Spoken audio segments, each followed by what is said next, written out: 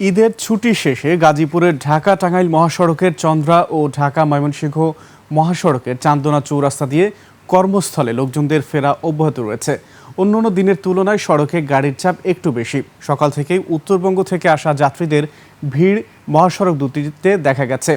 যমুনা সেতু সড়কে গাড়ির যানজট না থাকলেও বেলা বাড়ার পর যানজট বাড়তে পারে বলে জানিয়েছে হাইওয়ে পুলিশ। ঢাকা টাঙ্গাইল মহাসড়ক ও ঢাকা ময়মনসিংহ মহাসড়ক এখনও ফাঁকা। ঈদ শেষে স্বস্তি নিয়েই কর্মস্থলে ফিরছেন যাত্রীরা। যাত্রাপথে অনেকে জীবনের ঝুঁকি নিয়ে ট্রাক ও পিকআপ ভ্যানে করে ফিরছেন।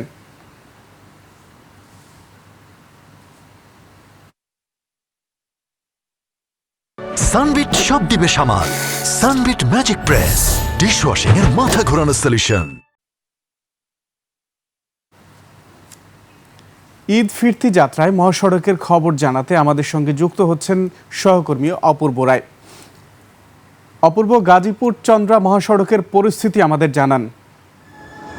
ধন্যবাদ আকবর হোসেন সুমন। আমি এখন দাঁড়িয়ে আছি ঢাকা টাঙ্গাইল মহাসড়কের চন্দ্রা এলাকায়। এই মহাসড়ক এবং ঢাকা ময়মনসিংহ মহাসড়ক দিয়েই কিন্তু ঈদ শেষে যারা কর্মস্থলে ফিরছেন তারা কিন্তু এই সড়ক ব্যবহার করে তারা কর্মস্থলে ফিরছেন। আমি সকাল থেকেই ঢাকা টাঙ্গাইল মহাসড়ক এবং ঢাকা ময়মনসিংহ মহাসড়কের বিভিন্ন স্থান ঘুরে এসে দেখেছি মহাসড়ক কিন্তু এখন ফাঁকা।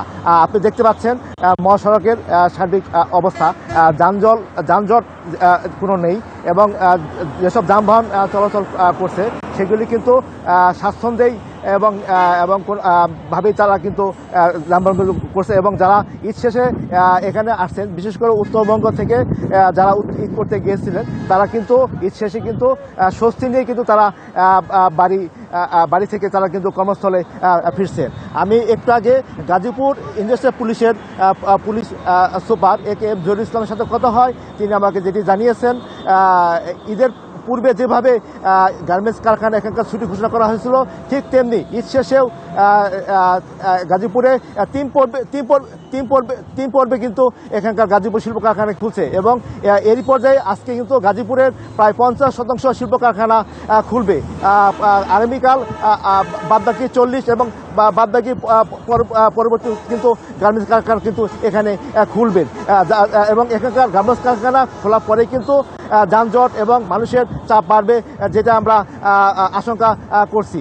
তো আমরা দেখেছি ঢাকা টাঙ্গাইল মহাসড়ক এবং ঢাকা ময়মনসিংহ মহাসড়ক কিন্তু এখন ফাঁকা রয়েছে। মানুষ স্বস্তি নিয়েই কিন্তু তারা কর্মস্থলে ফিরছে। এই ছিল আমার কাছে এখানকার সর্বশেষ তথ্য। আকবর হোসেন। অপূর্ব, আপনাকে ধন্যবাদ। দর্শক,